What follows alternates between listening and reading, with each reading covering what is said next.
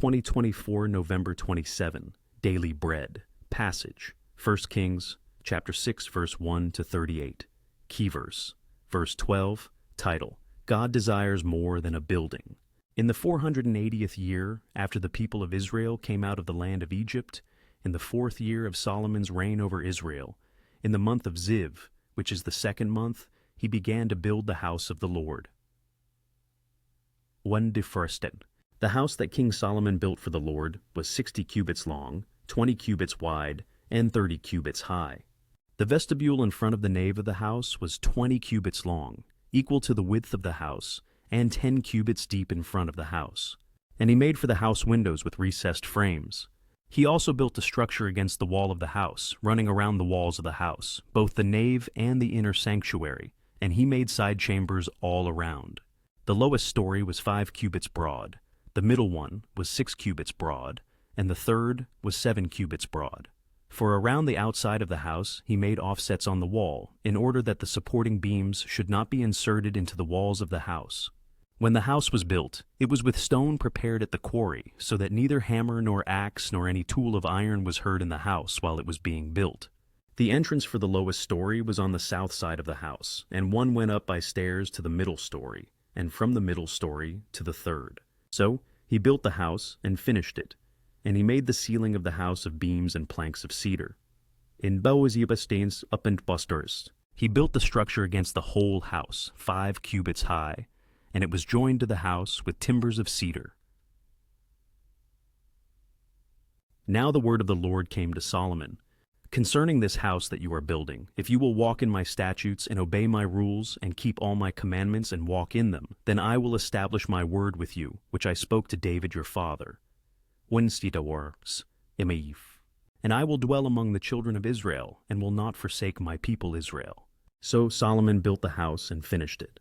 He lined the walls of the house on the inside with boards of cedar. From the floor of the house to the walls of the ceiling, he covered them on the inside with wood, and he covered the floor of the house with boards of cypress.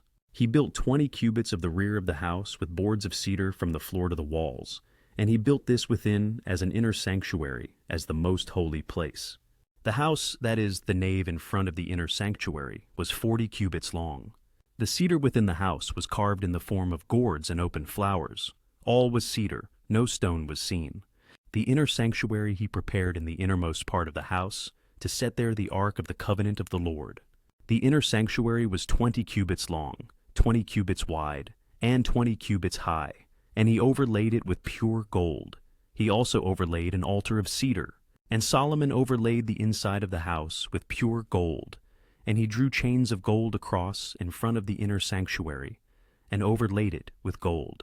And he overlaid the whole house with gold until all the house was finished. Also the whole altar that belonged to the inner sanctuary he overlaid with gold. In the inner sanctuary he made 2 cherubim of olive wood, each 10 cubits high. 5 cubits was the length of one wing of the cherub, and 5 cubits the length of the other wing of the cherub. It was 10 cubits from the tip of one wing to the tip of the other. The other cherub also measured 10 cubits. Both cherubim had the same measure and the same form. The height of one cherub was 10 cubits, and so was that of the other cherub. He put the cherubim in the innermost part of the house, and the wings of the cherubim were spread out so that a wing of one touched the one wall, and a wing of the other cherub touched the other wall. Their other wings touched each other in the middle of the house. And he overlaid the cherubim with gold. Around all the walls of the house he carved engraved figures of cherubim and palm trees and open flowers in the inner and outer rooms. The floor of the house he overlaid with gold in the inner and outer rooms. For the entrance to the inner sanctuary he made doors of olive wood. The lintel and the doorposts were 5-sided. He covered the 2 doors of olive wood with carvings of cherubim, palm trees, and open flowers. He overlaid them with gold, and spread gold on the cherubim and on the palm trees. So also he made for the entrance to the nave doorposts of olive wood in the form of a square, and 2 doors of cypress wood. The 2 leaves of the one door were folding, and the 2 leaves of the other door were folding.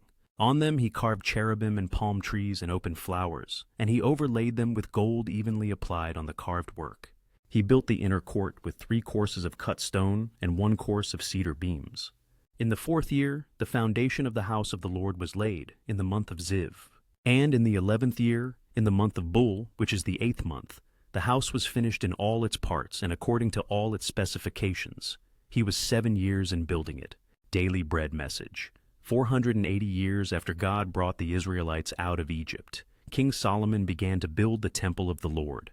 This chapter describes the building of the temple in exquisite detail. This shows the love and reverence for the Lord that Solomon and all the temple builders had. According to its description, the building was large, beautiful, and majestic. At the construction site, no stones were dressed up, and no hammer or chisel was used to ensure the construction site was quiet as possible. This added to the feeling of reverence as the workers toiled at their holy project. Although this method may seem inconvenient or time-consuming, we see the Lord wants more than just a building, no matter how large and beautiful it may be. The Lord wants our hearts. He wants obedience to His word. When we love the Lord in this way, our hearts become His temple. The temple would be a holy place. In the most holy place, the inner sanctuary, the Ark of the Covenant, would be placed, in which was held the 10 Commandments and the jar of manna. It was the most beautiful part of the temple. It was an earthly representation of the kingdom of God. Prayer. Father, you are the Lord our God. You deserve the most beautiful of temples and even more. You desire and deserve our hearts. May our hearts be temples to you. One word. God dwells with His people in their hearts. Thursday, November the 28th.